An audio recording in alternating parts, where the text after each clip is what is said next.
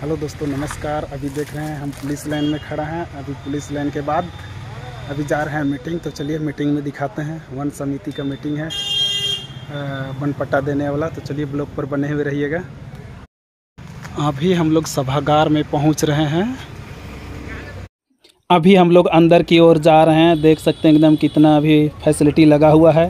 अभी हम आ गए हैं दीनदयाल उपाध्याय भवन में, और इधर साइन करके एंट्री करना पड़ रहा है। तो हम लोग साइन कर चुके हैं। अब कार्यक्रम की अध्यक्षता हमारी उपायुक्त महोदय करेंगे। तो अभी उपायुक्त महोदय पहुंचे नहीं हैं। कुछ ही देर में उपायुक्त लातेहार जिला के उपायुक्त पहुंचेंगे। इसके बाद स्टार्ट हो जाएगा कार्यक्रम।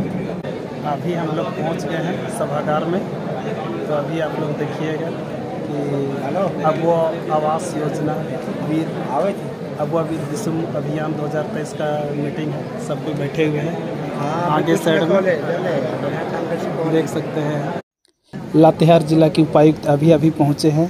मीटिंग स्टार्ट हो जाएगा। अभी सभी कोई खड़े हो गए हैं। यहाँ पर उपस्थित हैं सभी कोई, पूरा मुखिया से लेकर वन समिति से लेकर सभी कोई लगभग उपस्थित हैं। प्रमंडल के वन अधिकारी के पदाधिकारी लोग भी उपस्थित हैं यहाँ पर। अभी सबका स्वागत हो रहा है उपायुक्त का, और जो भी बड़े अधिकारी हैं जिला लेवल के, सबका स्वागत हो रहा है। उपायुक्त महोदय द्वारा दिया जलाकर आज के मीटिंग को उद्घाटन किया जा रहा है। देख सकते हैं अबुआ वीर दिसुम अभियान के तहत जिला स्तरीय एक दिवसीय कार्यक्रम में उपस्थित जिले के आदरणीय उपायुक्त महोदय, इस कार्यक्रम में उपस्थित जिला परिषद की अध्यक्षा महोदय, वन प्रमंडल पदाधिकारी लातेहार, डिप्टी डायरेक्टर प्लानिंग विभाग परियोजना। अभी उपायुक्त का भाषण होगा। उपायुक्त साहब बताएंगे कैसे करना है वन पट्टा लेने के संबंध में। हमारी जो पूरी फौज है एक जगह आज एकत्रित हो पाई है, ये बहुत अच्छी बात है। एक ग्रुप पर भी हम हो पाए। सारे मुखिया लोग यहाँ पे हैं, वीडियो सीओ लोग तो नहीं, कर्मचारी हैं, पंचायत सेवक हैं, प्रमुख हैं। मुखिया कौन कितने लोग आए हैं हाँ बता सकते हैं? अच्छा, मुखिया ही हाँ का पीछे कौन बैठे हुए सबसे? मवेशी चराना है लिखिए, कंदमूल लेना है लिखिए, जो लेना है लिखिए। स्थान दिए थे जंगल का, लेकिन अब वो बात नहीं रही। जैसे कि आपका सिकनी है सर, जगह आप जान रहे हैं सर, वो नदी को देख रहे हैं, इसी को देख रहे हैं।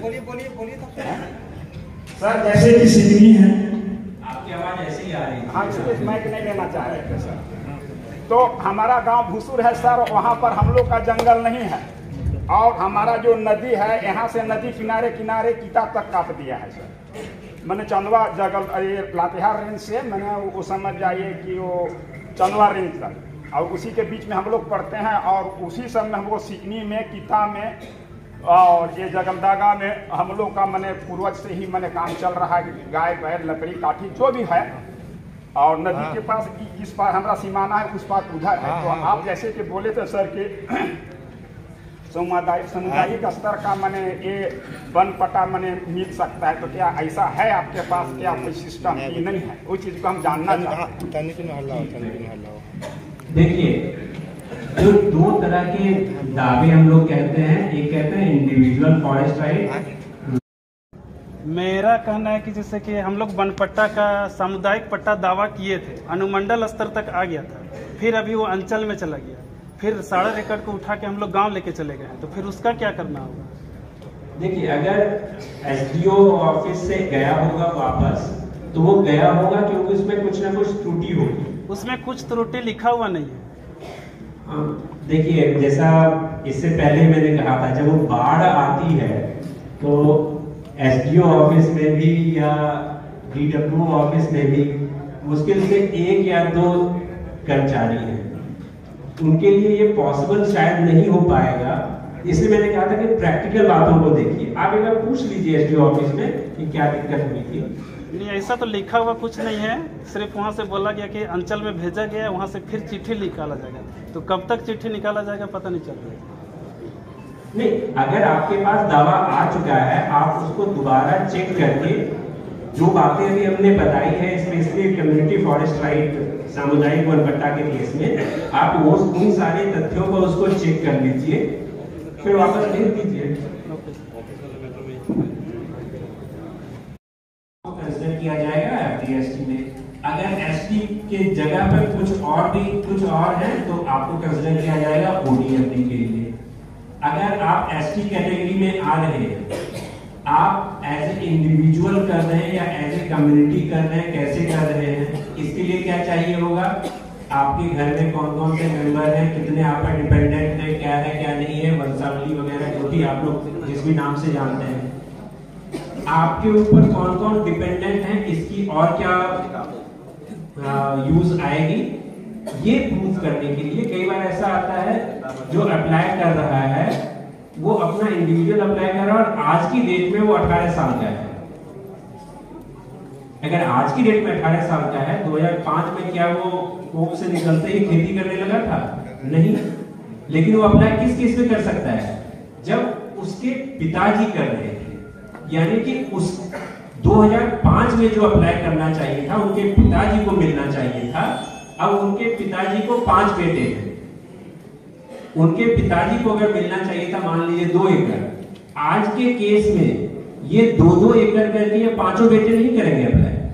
अगर 5 बेटे को करना है तो इसी 2 एकड़ कंबाइंड में करेंगे। तो ये जो भी वंशावली वगैरह है ये उस समय इंपॉर्टेंट हो जाती है चेक करने के लिए। ये बात हो गई किस कैटेगरी में आना है। आपको उस फॉर्म में क्लियरली लिखना है कि आप घर के लिए कर रहे हैं या स्वयं के जोधपुर के लिए, ठीक है। अब कहां पर कर रहे हैं उसके लिए आपको कुछ कागज पत्र देना पड़ेगा। क्या?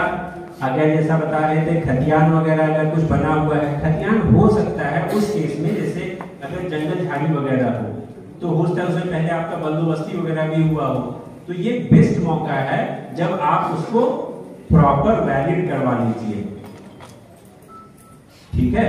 वो बंदोबस्ती आपका पक्का टाइप से हो जाएगा अगर आपको पट्टा के रूप में मिल जाएगा। इन एनी केस आप कर रहे हैं, करवा लीजिए उसको।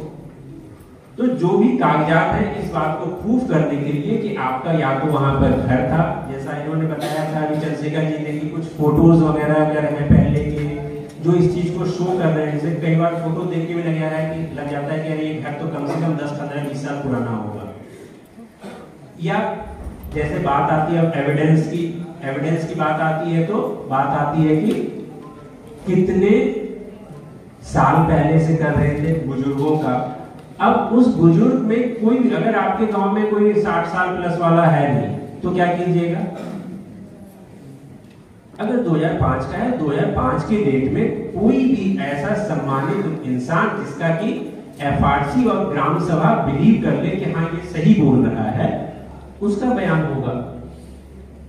आपका जो कहना था 60 साल प्लस, उसका पर्पस ये था कि बुढ़ापे में आके हर कोई सही बात करना चाहता है, ज्यादा तामझाम में नहीं रहता। अगर कोई नहीं है 60 प्लस का तो फिर ये भी कर सकते हैं वेरीफाई, ठीक है। इसके साथ और क्या होगा? नक्शा में बात आती है वीर बंधुओं की। अगर उसको आपने जीपीएस वाला कर लिया बहुत बढ़िया हो जाएगा, यही मौका है। इसके बाद फिर शायद कभी आपको मौका मिले भी नहीं। अगर आपने एक बार कर लिया अभी, आपका वो हमेशा के लिए रहे। तो दोस्तों अब हम लोग मीटिंग से निकल गए हैं, आप लोग देख सकते हैं। तो चलिए, अगर ब्लॉग पसंद आया होगा तो लाइक, सब्सक्राइब और कमेंट जरूर कीजिएगा। जय हिंद, जय झारखंड।